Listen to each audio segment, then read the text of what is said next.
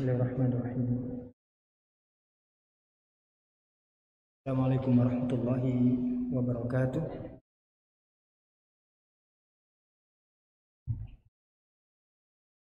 Alhamdulillahirabbil alamin wa bihi nasta'inu ala umuri dunya waddin.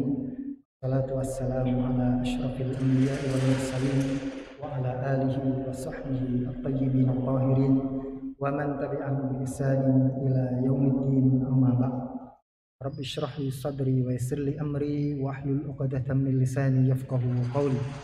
Allahumma inna nas'aluka al-huda wat-tuqa wal 'afafa wal ghina. Allahumma inna nas'aluka ilman nafi'a wa rizqan thayyiba wa amalan mutaqabbala. Allahumma 'allimna ma yanfa'una wanfa'na bima 'allamtana. Allahumma a'inna 'ala dzikrika wa syukrika wa husni ibadatik. Alhamdulillahirabbil alamin. Kita bersyukur kepada Allah Subhanahu wa taala atas semua limpahan nikmat yang Allah berikan kepada kita semua, hingga kita sampai detik hari ini masih dicatat oleh Allah Subhanahu wa taala menjadi bagian orang-orang yang beriman kepadanya. Dan kita senantiasa berdoa kepada Allah Subhanahu wa taala agar juga senantiasa Allah jaga iman dan hidayahnya buat kita semua, hingga kita nanti bertemu dengan Allah dalam keadaan beriman dan husnul khatimah insyaallah. Kemudian yang kedua, tak lupa kita sampaikan salawat dan salam kita kepada junjungan Nabi besar Muhammad sallallahu alaihi wasallam. Hadirin sekalian, insyaallah sama-sama dimuliakan oleh Allah Subhanahu wa taala. Lanjutkan kajian kita tazkiyatu an-nafsi, yaitu pembersihan diri atau penyucian jiwa, yang terhenti beberapa waktu karena ada satu hal dan lain hal.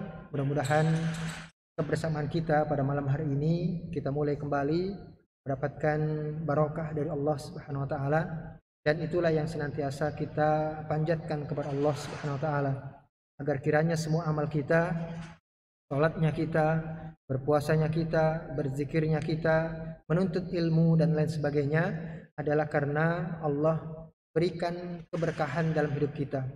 Betapa banyak di antara saudara-saudara kita yang kemudian hidup sama dengan kita tetapi tidak diberikan barokah oleh Allah, sehingga lalai dengan salatnya, lalai dengan puasanya, lalai dengan seluruh ibadahnya, bahkan sampai ibadah yang paling ringan, berzikir dan berdoa kepada Allah, maka dilalaikan oleh Allah Subhanahu wa taala.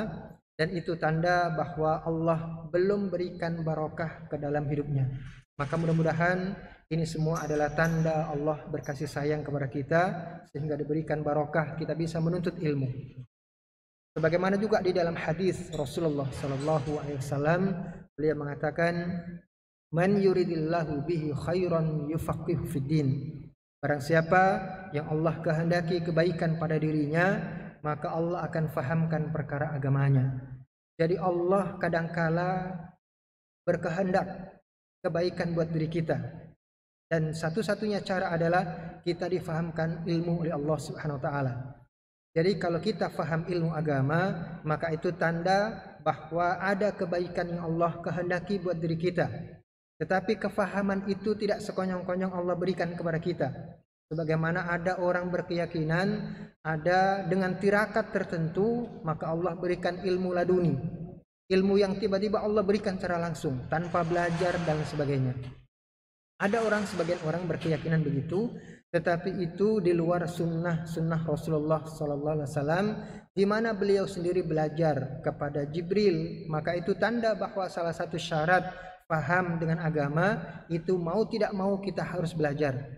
Itulah mengapa Rasulullah sallallahu alaihi wasallam juga menegaskan talabul ilmi fardhatun ala kulli muslim, bahwa menuntut ilmu itu adalah kewajiban. Atas siapa? Atas setiap orang muslim. Jadi tidak ada ceritanya orang muslim tidak belajar. Kalau mau salatnya baik, maka dia harus belajar. Kalau mau akhlaknya baik, maka dia harus belajar, begitu seterusnya. Dan proses belajar itulah yang akan dinilai oleh Allah Subhanahu wa taala. Karena ada satu hal yang kita bahas pada malam hari ini dari kemarin dulu, yaitu tentang ikhlas. Ada kalanya orang karena ikhlasnya yang sangat tinggi kepada Allah Subhanahu wa taala, menuntut ilmu mungkin tidak seberapa yang dia dapat. tetapi kemudian diagungkan amalnya oleh Allah Subhanahu wa taala karena pengaruh niat yang benar. Oleh karena itulah maka para ulama kita mengatakan rubba amalin saghirin tu'azzimuhun niyah wa rubba amalin kabirin tusaghiruhun niyah. Ada kalanya amal yang kecil yang kita lakukan sangat sepele, cuman sekedar duduk di masjid barangkali sangat sepele bagi kita, tetapi di mata Allah menjadi agung. Kenapa? Karena diagungkan oleh niat kita yang suci. Niat ikhlas karena Allah, menuntut ilmu, menjalankan dan mengamalkan sunnah Rasulullah sallallahu alaihi wasallam, maka itulah yang kemudian mengagungkan amalan kecil kita sehingga di mata Allah akan menjadi besar. Demikian juga sebaliknya, ada amalan besar kita lakukan, tapi karena niat kita tidak baik, maka akhirnya di mata Allah kadang tidak menjadi apa-apa. Kadang tidak menjadi apa-apa. Maka dari itulah pernah Rasulullah sallallahu alaihi wasallam bercerita tentang bagaimana niat itu mengakibatkan orang masuk surga meskipun yang diniatkan itu adalah amalan yang sangat sepele. Maka pernah Rasulullah sallallahu alaihi wasallam dalam hadisnya bercerita, laqad ra'aitu rajulan yataqallabu fil jannati fi syajaratin qata'aha dhahrat tariq kanat yu'dil muslimin. Kata beliau, aku pernah melihat surga di mana di dalam surga itu ada satu orang, saking gembiranya dia masuk surga, dia berguling-guling karena satu pohon. Jadi dia masuk surga, tahu dia masuk surga, maka dilihat oleh Rasulullah sallallahu alaihi wasallam, dia berguling-guling saking gembiranya karena satu pohon. Ternyata ceritanya ini adalah pohon ini ada tumbuh di sekitaran jalan, yang satu dahannya mengganggu orang-orang yang berjalan. Yang berjalan pasti kebentur. Maka dia bersumpah, demi Allah saya akan potong dahan ini sehingga siapapun yang berjalan tidak lagi terganggu. Maka dia potong. Setelah itu di akhir hadis Rasulullah sallallahu alaihi wasallam mengatakan, fa'udkhilal jannah. Maka dia dimasukkan surga gara-gara itu. Apa beratnya memotong dahan? Ringan sekali. Tapi karena itulah maka dia masuk surga. Kenapa? Banyak orang selamat dengan kerjanya dia itu. Banyak orang selamat, dan boleh jadi itulah yang dianggap oleh Allah menjadi agung. Kenapa? Karena niatnya benar. Dia mengatakan, demi Allah saya akan potong dahan ini sehingga tidak mengganggu kaum muslimin. Niatnya sangat benar, sehingga amalan yang sepele itulah mengakibatkan dia masuk surga. Nah, kata para ulama, kenapa dia berguling-guling? Kenapa nggak biasa saja dia masuk surga gitu? Kata para ulama, itu membuktikan bahwa dia nggak nyangka dia masuk surga dengan amalan yang sangat sepele. Dia nggak nyangka. Mungkin rapornya banyak yang merah, tapi ternyata ada yang bisa menyelamatkan, dan amalan sangat sepele dia nggak nyangka, akhirnya masuk surga dan dia akhirnya bergembira berguling-guling. Maka dari sinilah para ulama kemudian menyimpulkan bahwa boleh jadi amal kita yang sepele itu diagungkan oleh Allah, pahalanya menjadi agung, menjadi berat karena niat kita yang benar. Oleh karena itulah maka hadirin sekalian, insyaallah sama-sama dimuliakan oleh Allah, jangan pernah, kata para ulama, jangan pernah kita menyepelekan amalan yang baik. Sebagaimana kata Rasulullah sallallahu alaihi wasallam dalam hadisnya, la tahqiranna minal ma'rufi syai'a. Jangan pernah kalian menghina, menyepelekan, merendahkan kebaikan walaupun sangat-sangat sepele. Karena boleh jadi itulah yang menyebabkan kita masuk surga. Jadi kalau kita bayangkan, kalau karena niat ikhlas kita, niat yang benar, melakukan amalan sepele kita masuk surga. Bagaimana dengan niat yang benar, melakukan amalan yang berat misalnya. Dan amalan yang berat itu yang paling pertama adalah amalan-amalan wajib kita. Amalan wajib kita. Kalau amalan yang tidak wajib saja bisa memasukkan kita surga, apalagi yang berat, amalan yang wajib gitu. Nah, maka dari itu hadirin sekalian, insyaallah sama-sama dimuliakan oleh Allah. Maka dalam kajian penyucian jiwa ini, kenapa hampir semua ulama memulai dengan tema al-ikhlas, yaitu tentang ikhlasnya kita dalam niat menjalankan semua aktivitas amalan kebaikan kita. Oleh karena itulah maka dimulai dengan al-ikhlas. Kenapa? Karena penyucian jiwa itu memang dimulai dari hati yang bersih, dan hati yang bersih itu akan memudahkan hadirnya ikhlas. Ikhlas itu tidak bisa kita bikin sendiri. Oleh karena itulah maka Allah sendiri mengatakan, kenapa iblis ketika dia menggoda manusia, maka dia katakan kepada Allah, illa ibadaka minhumul mukhlasin. Yang tidak bisa saya goda, yang tidak bisa saya jerumuskan ke dalam dosa-dosa adalah hamba-hambamu yang mukhlasin. Dan Allah tidak mengatakan al-mukhlisin. Meskipun ada qiraah dalam Al-Quran yang menyebutkan illa ibadaka minhumul mukhlisin. Tetapi itu qiraah tidak ma'ruf, tidak terkenal. Yang paling terkenal adalah al-mukhlasin. Apa beda al-mukhlis dengan al-mukhlas? Al-mukhlis itu orangnya yang ikhlas. Tapi kalau mukhlas adalah orang itu dibikin ikhlas oleh Allah.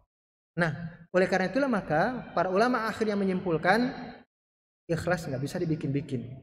Walaupun dengan cara apapun, kalau Allah belum izinkan, maka tidak bisa kita ikhlas. Itu tandanya. Iblis sendiri ngomong, illa ibadaka minhumul mukhlasin.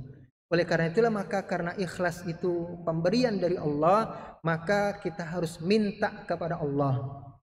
Minta kepada Allah agar hati kita senantiasa ikhlas, sehingga melahirkan amalan-amalan yang ikhlas, suci karena Allah Subhanahu wa taala. Lalu kemudian kita menuntut ilmu. Nah, menuntut ilmu tentang ikhlas ini ada pada materi tazkiyatu an-nafsi, yaitu penyucian jiwa. Nah, dari situlah maka tadi saya sampaikan para ulama ketika membahas tentang penyucian jiwa, tazkiyatun nafs, selalu dimulai dengan tema al-ikhlas.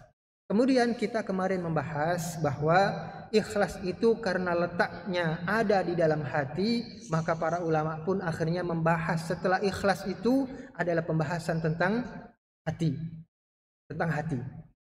Dan insya Allah nanti kita akan memulai dengan pembahasan hati itu, tetapi berhubung pembahasan ikhlas kita belum tuntas, maka kita selesaikan dahulu tentang pembahasan ikhlas ini. Di antara yang disampaikan oleh para ulama tentang ikhlas adalah mereka ada yang mengatakan al-mukhlis man yaktum hasanatihi kama yaktum sayyiati. Orang ikhlas itu yang bagaimana sih?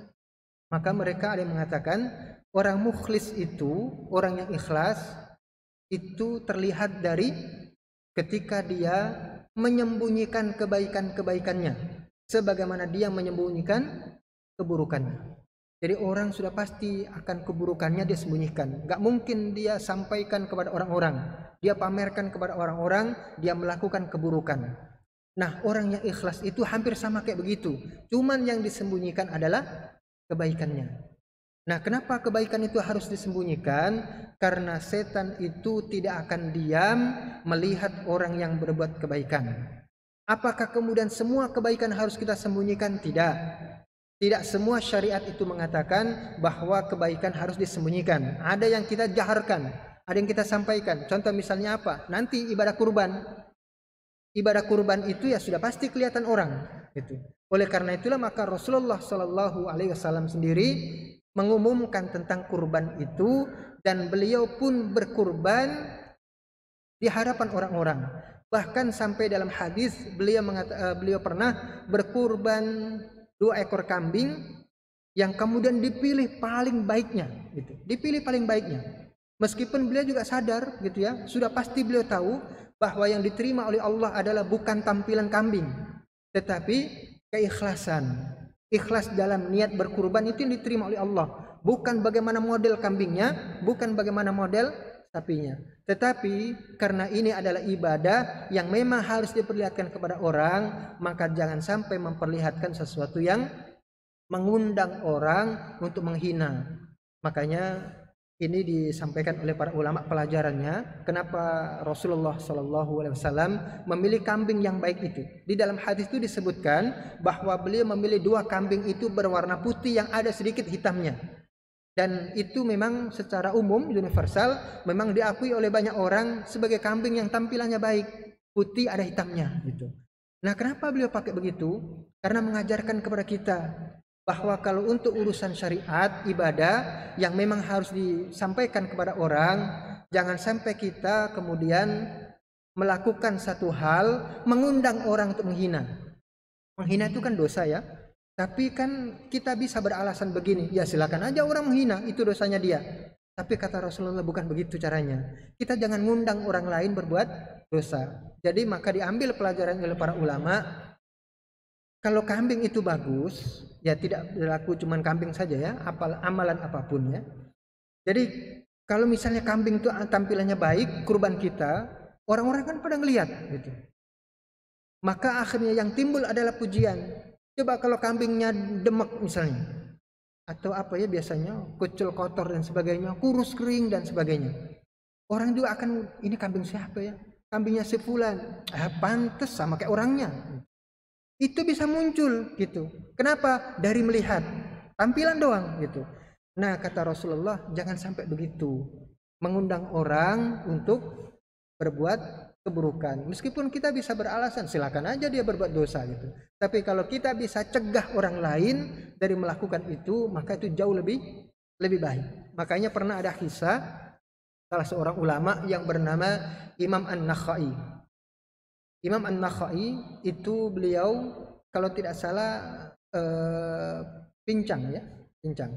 Punya murid namanya Sulaiman bin Mahran yang disebut atau dijuluki dengan atau biasa dipanggil dengan Al-A'mash. Beliau kebetulan buta. Gurunya pincang, muridnya buta. Suatu saat keduanya punya satu urusan menuju tempat yang sama. Bertemulah di satu jalan itu.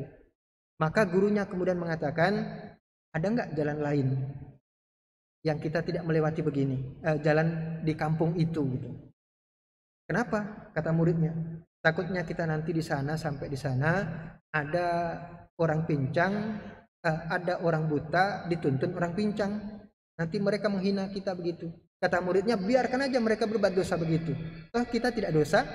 Kata gurunya, kalau kita lewat jalan lain yang tidak melewati kampung itu, maka mereka selamat dan kita juga selamat. Artinya menyelamatkan mereka gitu.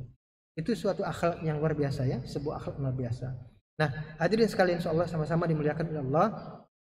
Tidak semua kebaikan itu disembunyikan, tapi ada yang ditampilkan. Tetapi keumuman perbuatan baik kita itu jangan sampai kemudian akhirnya jatuhnya adalah pameran kepada orang-orang. Karena itulah kenapa ada penyakit yang disebut dengan riya, dan riya itu adalah jebakan siapa? Jebakan setan sudah pastinya gitu. Riya yaitu memperlihatkan amal ibadah kita agar apa? Agar orang tahu dan memuji kita gitu. Agar orang tahu dan memuji kita. Nah, itu yang dilarang oleh Rasulullah SAW dan dalam hadisnya yang melarang tentang riya, mempertontonkan kepada orang perbuatan baiknya agar dia mendapatkan pujian, disangka atau dipuji sebagai ahli sholat, ahli qiraah, ahli apa dan lain sebagainya. Itu kemudian kata para ulama akhirnya kalau bisa kita sembunyikan. Kalau tidak ada hal-hal yang membuat kita harus menampilkan, maka seharusnya kita sembunyikan. Kenapa?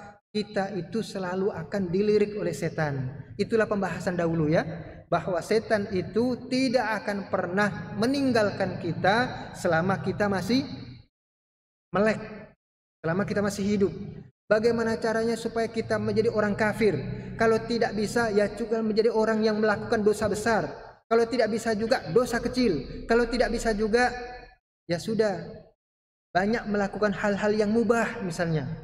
Hal yang mubah itu kan boleh kita lakukan. Tetapi bagaimana caranya setan itu agar kita larut dalam perbuatan yang boleh? Tidur siang boleh. Bagaimana setan menggoda kita? Ya sudah tidur siang kan boleh. Sepanjang siang dia tidur. Lalu kapan dia zikirnya? Kapan dia kerjanya dan sebagainya? Tertawa misalnya boleh. Bercanda-canda boleh. Berhibur diri boleh gitu. Tapi kalau kemudian setiap saat kita menghibur diri, tertawa 1 jam lihat OVJ, 1 jam berikutnya lihat lawakan lagi 1 jam. Seharian kita akan lihat itu, sehingga kemudian hal-hal yang mubah itu akan melarutkan kita. Kalau sudah begitu, bagaimana kita akan memperbanyak amal ibadah kita? Kalau tidak bisa juga, misalnya begini, ya udah silakan sholat, tetap dibiarkan oleh setan.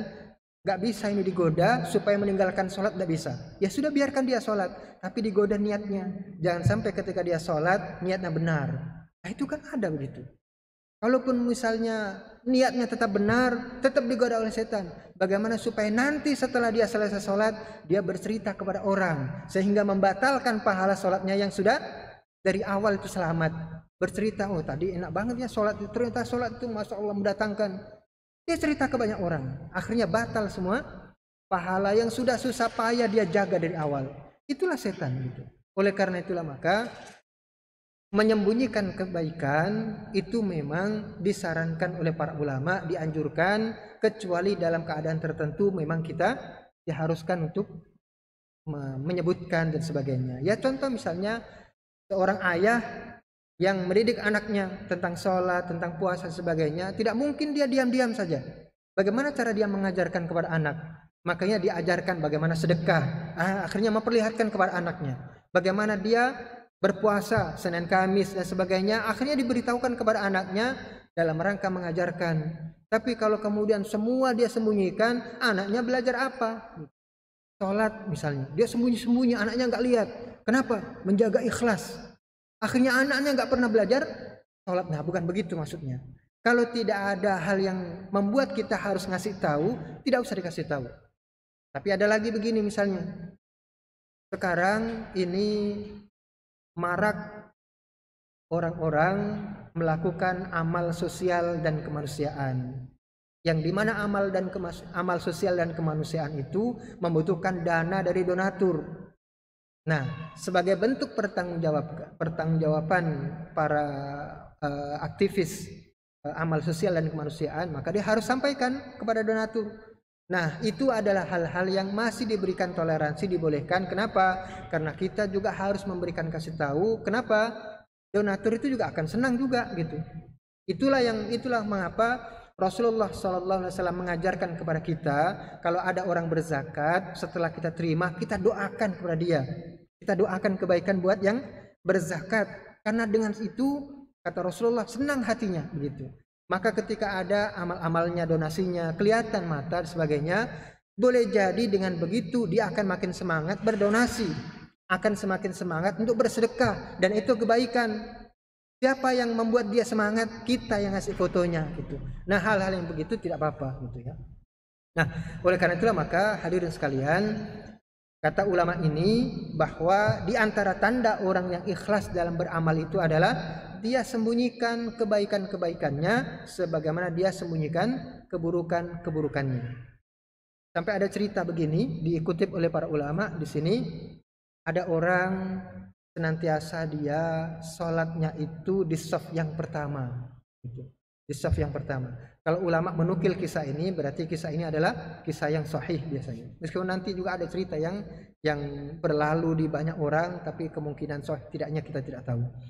Jadi beliau menukil hadis atau cerita bahwa ada orang yang kebiasaannya selalu sholat di shaf yang pertama.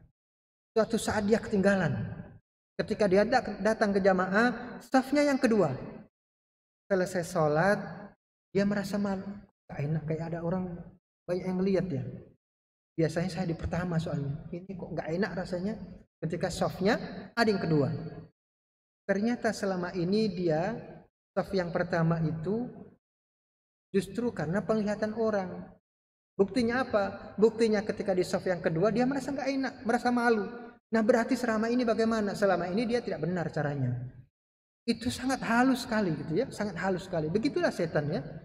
Jebakannya halus, cara kerjanya halus, metodenya halus, sehingga orang banyak terjebak di dalam perangkap setan. Itu juga pernah disinggung oleh Allah Subhanahu wa taala mengenai kisah Adam dan Iblis. Iblis itu di dalam salah satu kisah yang disampaikan oleh Allah di dalam surah Toha, itu iblis ketika menggoda Adam, maka Allah mengungkapkan dengan mengatakan fawaswasa ilaihi syaitan qala ya adamu hal adulluka ala syajaratil wa mulkil la yabla. Kata Allah fawaswasa ilaihi syaitan, maka setan atau iblis membisiki Adam. Dan Allah tidak menggunakan kalimat yang lain kecuali waswasa. Waswasa itu dalam bahasa kita adalah berbisik-bisik. Kenapa tidak ngomong langsung saja dengan keras? Itu tanda bahwa cara yang dilakukan oleh iblis kepada Adam halus sekali, tidak berteriak-teriak, tidak berkata kencang, tetapi membisiki. Hai Adam, kata Allah, mau enggak saya kasih tahu tentang satu pohon dan kerajaan yang tidak pernah akan binasa. Jadi caranya sangat halus dalam menggoda Adam. Saking halusnya, apa yang terjadi? Adam jatuh. Jadi kadang-kala kita jatuh itu sangat halus sekali. Seperti tadi kisahnya. Biasanya kita senang di soft pertama, giliran pas soft kedua merasa nggak enak. Aduh, kayaknya dilihatin orang gitu. Nah, itu tanda bahwa selama ini niatnya di soft pertama itu adalah karena ingin dilihat orang-orang sebagai orang yang rajin sholatnya dan sebagainya. Bersedekah juga demikian. Misalnya biasa dia sedekah 10.000 ngasih uang tromol Jumat misalnya. Suatu hari ternyata lupa yang dia kantongin cuma 1.000 misalnya. Akhirnya diambil, kok 1.000? Aduh, mulai ditutup misalnya. Padahal selama ini 10.000, 50.000 terang-terangan misalnya. Ya, gak pakai ditutup. Giliran 1.000, aduh, 1.000 dimasukin. Kenapa pakai begitu? Karena ada rasa malu dilihat orang. Berarti selama ini ketika dia bersedekah, tidak malu. Kenapa? Karena lihat orang juga berarti. Nah, itu juga sangat halus godaan setan. Apapun bisa digoda oleh setan. Oleh karena itulah maka jamaah sekalian, insyaallah sama-sama dimuliakan oleh Allah, pelajaran tentang ikhlas itu selalu diletakkan oleh ulama dalam pembahasan tazkiyatun nafs. Karena bersihnya jiwa itu yang paling pertama adalah ada ikhlas apa tidak di dalam hati kita. Nah, kemudian tadi saya sampaikan bahwa karena ikhlas itu adanya di hati, maka berikutnya adalah pembahasan tentang hati. Hati yang bagaimana yang kemudian ikhlas itu akan mudah ada di dalam hati tersebut. Maka itu insya Allah kita akan bahas dalam pertemuan yang akan datang. Mudah-mudahan kita masih diberikan kemudahan oleh Allah untuk menuntut ilmu, kemudahan oleh Allah untuk melangkahkan kaki ke majelis ilmu dan sebagainya. Karena itu sekali lagi jamaah sekalian, insya Allah sama-sama dimuliakan Allah. Sekali lagi bahwa itu tanda kebaikan yang Allah kehendaki kepada diri kita. Karena ada banyak orang ketika tidak dilangkahkan kakinya ke masjid, tidak diringankan kakinya ke majelis ilmu, tidak dimudahkan niatnya untuk menuntut ilmu, itu juga tanda bahwa Allah masih cabut barokahnya dari orang tersebut. Nah, mudah-mudahan kita dimasukkan oleh Allah ke dalam orang-orang yang diberikan barokah dengan mudahnya kita melaksanakan ketaatan-ketaatan kita kepada Allah Subhanahu wa taala. Hadirin sekalian, insyaallah sama-sama dimuliakan oleh Allah. Mengingat kita masih di masa yang belum sepenuhnya baik, maka kita persingkat drama kita, kajian kita. Tetapi kalau masih ada pertanyaan silakan bisa ditanyakan, mumpung masih ada sedikit waktu barangkali. Silakan waktu sekali.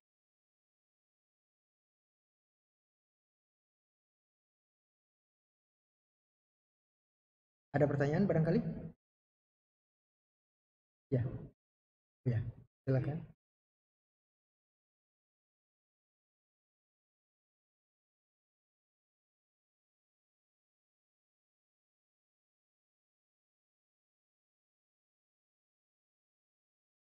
Ya. Jadi disepakati oleh para ulama bahwa yang namanya orang beriman itu adalah meyakini tentang Allah itu ada pencipta sebagai zat yang mengurusi dirinya dan sebagainya, dan juga iman itu adalah menjalankan syariat yang Allah bikin. Jadi kalau kita sudah bersyahadat tidak ada Tuhan yang kita taati, yang kita sembah, berarti kan kita harus menyembah. Maka menyembahnya kita itu adalah menjalankan syariat itu. Jadi buat apa ketika kita menetapkan Allah yang wajib kita sembah tapi kita tidak menyembahnya. Nah, oleh karena itulah maka ini disepakati oleh para ulama bahwa orang yang tidak menjalankan syariat salat, syariat zakat, syariat puasa padahal dia tahu, maka itu adalah orang kafir. Karena tidak bisa disebut orang muslim kok nggak sholat, orang muslim nggak zakat dan sebagainya. Tidak cukup dengan meyakini bahwa Allah itu adalah Tuhannya, tidak cukup begitu. Nah, bagaimana kalau orang yang seperti ini tapi banyak beramal solih misalnya? Ya sama, orang kafir pun ada yang beramal solih. Tapi dicatat oleh Allah di dalam surah Al-Ghasyiyah, amilatun nasibah, bahwa amal-amal mereka itu cuman sekadar capek doang, lelah doang, tidak menghasilkan pahala apapun. Kenapa? Karena pada dasarnya mereka kafir. Oleh karena itulah maka ini menjadi kewaspadaan bagi kita semua, karena buat apa kita tidak sholat tapi banyak beramal juga, karena itu juga akan dihapus oleh Allah Subhanahu wa taala. Masih lebih baik orang itu tetap menjalankan syariat sholat meskipun tidak punya kebaikan apapun. Dari mana kita mengambil itu? Kesimpulan itu dari sebuah hadis Rasulullah SAW yang diriwayatkan oleh Imam Al-Bukhari dalam sahihnya dari Abu Hurairah radhiyallahu anhu, tapi hadisnya agak panjang ya. Jadi ceritanya kata Rasulullah SAW awalnya adalah yadkhulu ahlul jannati al jannah wa ahlun nari an-nar, bahwa nanti pada hari kiamat ketika ahli surga sudah dimasukkan ke dalam surganya, orang ahli neraka dimasukkan ke dalam neraka, maka kemudian Allah memanggil malaikat supaya melihat di neraka itu. Coba lihat lagi, siapa di antara ahli neraka itu yang masih ada iman walaupun sekecil biji sawi. Kalau ada, keluarkan. Maka dikeluarkanlah orang itu. Itulah orang yang pertama kali keluar dari neraka, karena nanti berturutan sampai orang yang paling terakhir. Maka ternyata kata para ulama, dia masih memiliki iman walaupun sebesar biji sawi. Boleh jadi itu adalah iman berupa sholat, berupa zakat, tapi dia banyak dosa ke orang, zalim dan sebagainya, tapi diangkat oleh Allah Subhanahu wa taala. Lalu bagaimana dengan orang yang tidak punya itu? Ya tidak akan diangkat. Orang kafir itu kata Allah adalah kekal di neraka. Oleh karena itulah maka masih baik kita masih sholat meskipun tidak punya amal soleh yang lain berupa dan sebagainya. Meskipun sebenarnya yang sempurna adalah bukan begitu ya. Ilal ladzina amanu wa amilus shalihat wa tawasau bil haqqi wa tawasau bis sabr. Itu yang paling sempurna begitu. Ya, ada lagi barangkali?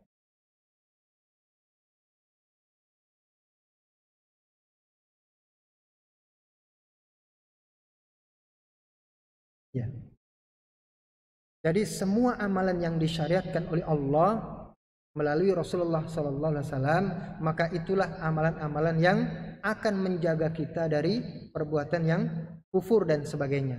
Maka dari situ ada, meskipun para ulama kemudian akhirnya menjelaskan bahwa amalan itu memang ada dari level rendahnya sampai level tingginya, sebagaimana itu disebutkan oleh Rasulullah SAW, atau disinggung oleh Rasulullah SAW dalam hadis muttafaqun alaih tentang cabang-cabang iman. Cabang iman itu ada yang dari atas paling tinggi, yaitu kalimat syahadat. Jadi orang kalau sudah bersyahadat, sudah mukmin, nah dia punya jaminan. Jaminan apa? Meskipun dia masuk neraka, tapi dia akan diangkat, tidak kekal di sana. Kenapa? Ada jaminan dia mati dalam keadaan mukmin. Ada kemudian cabang iman itu paling rendah adalah menyingkirkan gangguan dari jalanan. Seperti orang tadi, menyingkirkan gangguan dahan itu dia singkirkan sehingga orang-orang selamat masuk surga juga akhirnya. Gitu. Jadi semua amalan itu sebenarnya akan menjaga kita dari kekufuran. Karena apa? Karena kalau kita sudah sibuk dengan amalan yang baik, kita akan terhindar dari amalan yang buruk. Kenapa kita berlaku maksiat? Karena kita tidak melakukan ketaatan, maka diganti oleh Allah dengan perbuatan maksiat. Jadi semua amalan sebenarnya akan mengantarkan kita kepada ketetapan dalam keadaan muslim, gitu ya. Ya, barangkali ada di antara Bapak. Tidak ada, maka ya.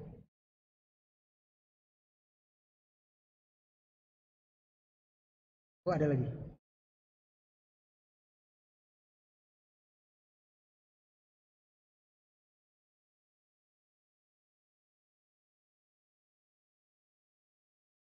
Ya.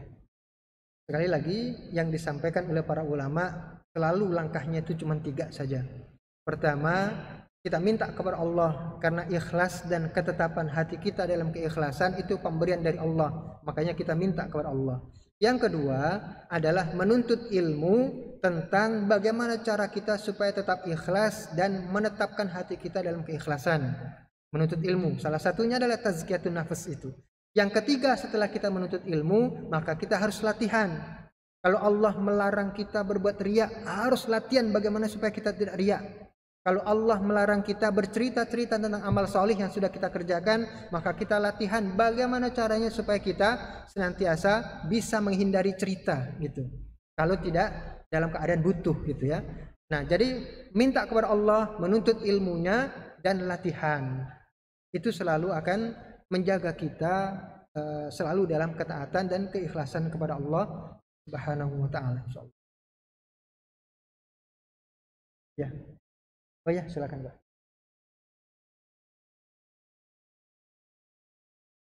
Pemberian kita menerima.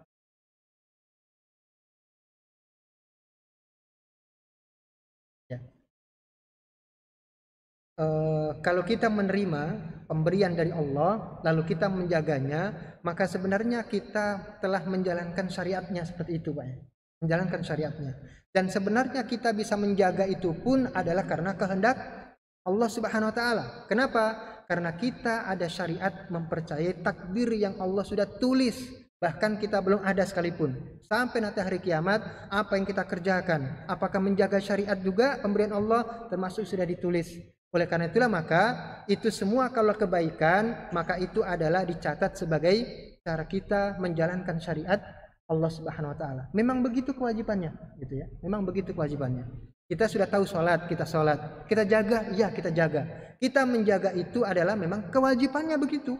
Makanya akan dicatat oleh Allah sebagai pahala, begitu. Ya, termasuk bagian dari ikhlas. Karena ketika kita menjaga dan menjalankan syariat itu, diantaranya adalah menjaga apa yang sudah Allah berikan, maka itu adalah bagian dari keikhlasan kita kepada Allah Subhanahu wa taala, ya. Sudah pasti, Pak, ya. Sudah pasti. Ya. Ada lagi? Oh, ada lagi.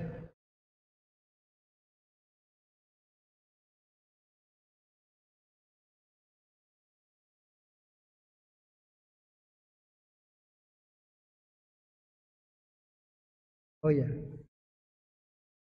Kita, Pak, ya, tidak seperti Rasulullah sallallahu alaihi wasallam yang sudah mendapatkan jaminan dari Allah sebagaimana di dalam surah Yasin, ala siratim mustaqim.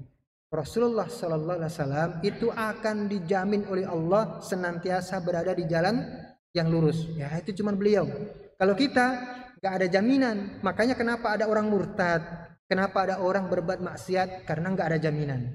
Nah, bagaimana suatu saat ketika kita akhirnya jatuh lagi dalam perbuatan buruk, maka Rasulullah sallallahu alaihi wasallam banyak memberikan nasihatnya, di antaranya adalah dalam sebuah hadis yang insyaallah kita sudah banyak yang hafal ya.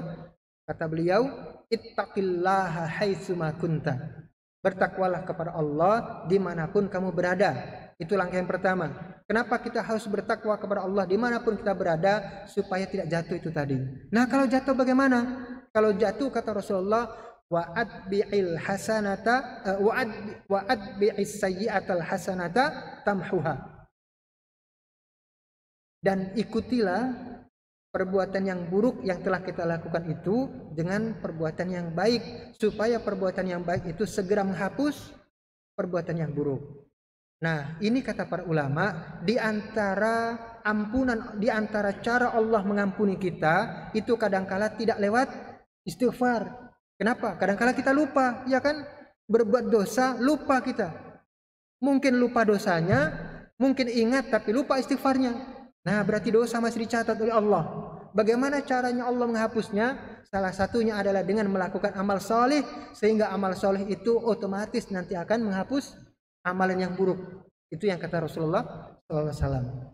Nah, jadi begitu kata Rasulullah, salah satu caranya kita harus kembali kepada Allah ketika sudah berbuatan buruk, dan cara kembali itu istighfar atau beramal solih, karena dua-duanya ini bisa menghapus amalan yang buruk. Gitu. Ada lagi? Ya, silakan.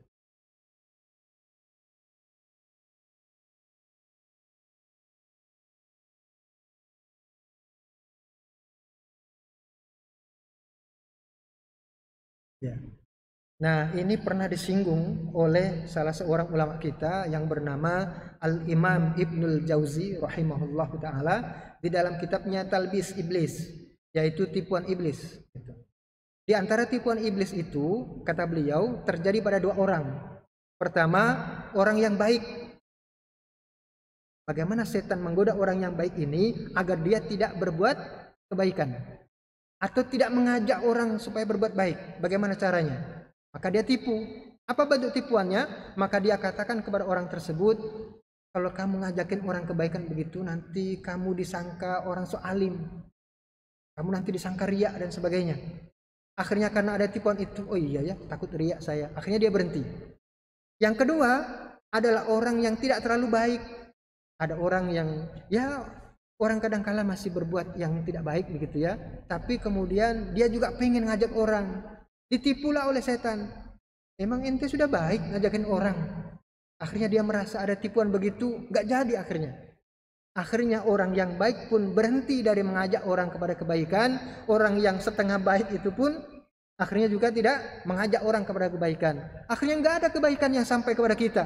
Itulah yang dimaui oleh setan. Makanya digoda dua-duanya. Maka kata beliau, orang ini harus tetap melakukan kebaikan. Bahkan ketika ada godaan riya, tinggal kita minta pertolongan kepada Allah, minta perlindungan. A'udzubillahi minasyaitonirrajim. Meluruskan niat kembali. Yang kedua juga sama begitu. Kenapa orang yang tidak baik pun masih boleh dia dianjurkan untuk mengajak kepada kebaikan? Karena ada di antara bentuk kebaikan itu dari Allah adalah orang itu nanti suatu saat termotivasi dengan ajakannya sendiri. Masa iya sudah ngajakin orang, saya kok enggak melakukan. Itu dibantu oleh Allah nanti akhirnya. Dibantu karena sering ngajakin orang kepada kebaikan, akhirnya dia pun dimotivasi oleh Allah untuk melakukan hal yang sama. Nah, dari situlah kadang kita harus mengerti apa sih jebakan setan itu ya. Dan insya Allah itu nanti juga kita akan bahas bagaimana jebakan-jebakan setan itu yang selalu menjebak kita. Tadi itu halus sekali ya. Orang baik akhirnya berhenti juga dari mengajak kebaikan. Orang yang setengah baik berhenti juga dari mengajak kebaikan. Akhirnya nggak ada kebaikan. Kalau itu kita lakukan, Masya Allah, kita nggak akan bisa melihat ada orang pergi ke masjid nantinya. Karena kita nggak pernah ngajakin orang. Nggak ada orang bersedekah, berdonasi. Kenapa? Kita nggak pernah ngajakin. Nggak ada orang menuntut ilmu. Kenapa? Nggak pernah ngajakin juga kita. Gitu. Nah itu berhenti akhirnya kebaikannya. Gitu. Jadi kita tetap, kalau ada riak-riak, ya kita berdoa kepada Allah, minta perlindungan, billahi minasyaitonirrajim, meluruskan niat dan sebagainya. Begitu insya Allah ya. Kalau tidak ada lagi, masih ada? Ya. Kita tutup kajian kita. Mudah-mudahan kita diberikan barokah dan juga Allah jadikan pertemuan kita ini mendapatkan ampunan dari Allah. Karena kita menuntut ilmu dan juga kita juga berdoa agar senantiasa diberikan motivasi untuk senantiasa menuntut ilmu agar kita masuk di dalam golongan yang tadi disebutkan oleh Rasulullah sallallahu alaihi wasallam, yaitu man yuridillahu bihi khairan yufaqihu fiddin. Barang siapa yang Allah kehendaki kebaikan pada dirinya, maka Allah akan fahamkan perkara agamanya. Sampai di sini barangkali, mohon maaf atas segala kesalahan. Wabillahi taufiq wal hidayah. Assalamualaikum warahmatullahi wabarakatuh.